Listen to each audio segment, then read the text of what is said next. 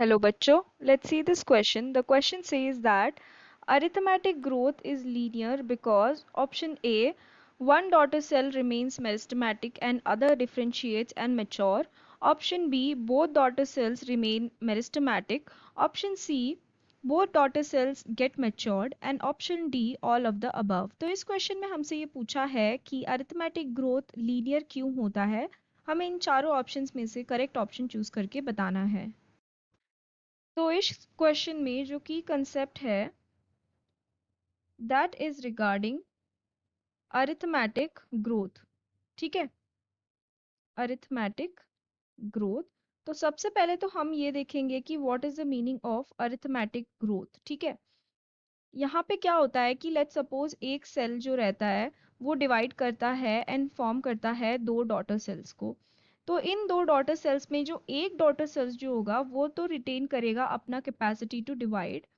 ठीक है, where as जो बाकी के डॉटर सेल्स होंगे वो मेच्योर कर जाएंगे एंड डिफरेंशिएट कर जाएंगे. दे डिफरेंशिएट एंड दे मेच्योर. सो इसमें से ये वाला जो डॉटर सेल रहेगा वो रिटेन करेगा the capacity to divide. So arithmetic growth में क्या होता है कि one daughter cell will retain the capacity of division and the rest of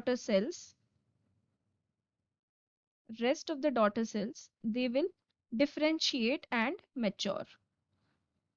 And since यहाँ पे ऐसा होता है that's why this type of growth is said to be constant. Because यहाँ पे सिर्फ एक जो डॉटर सेल होता है उसी में डिवीजन हो रही होती है, बाकी सारे जो होते हैं वो मेच्योर हो जाते हैं. तो ये वाले टाइप का जो डिफ्रेंसिएशन होता है इसको हम बोलते हैं कांस्टेंट टाइप का डिफरेंशिएशन. तो that's why since it is very constant इसलिए यहाँ पे जो कर्व हमें देखने के लिए मिलता है वो हमें देखने के लिए मिलता है लीनियर कर्व. यहाँ पे हमें लीनियर कर्व देखने के लिए मिलता है. अगर हम इसका एग्जाम्पल लिखें तो इसका एग्जाम्पल हो जाएगा रूट या फिर रूट्स और shoots elongating at a constant rate. elongating at a constant rate. We know that roots and shoots जो होते हैं वो constant rate में elongate कर रहे होते हैं, तो उनके अंदर हमें ये वाला टाइप का arithmetic टाइप का ग्रोथ देखने के लिए मिलता है. एंड यहाँ पे कैसा हमें कर्व देखने के लिए मिलेगा, लीनियर कर्व. क्यों? बिकॉज यहाँ पे एक डॉटर सेल मेरिस्टेमेटिक रहते हैं यानी कि डिवाइड कर सकते हैं, दूसरे daughter cell differentiate and mature कर जाते हैं. तो option A will be the correct answer. Option B में बोला है both daughter cell remains meristematic. तो ऐसा हमें देखने के लिए मिलता है इन ज्योमेट्रिक ग्रोथ जिसमें जितने भी डॉटर सेल्स होते हैं वो मेरिस्टेमेटिक रहते हैं यानी कि they will retain the capacity of division. तो ये हमें देखने के लिए मिलता है in geometric growth.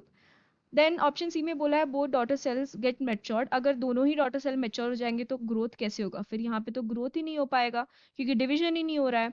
And option D all of the above will also be wrong. So we can say that the answer for this question will be option A.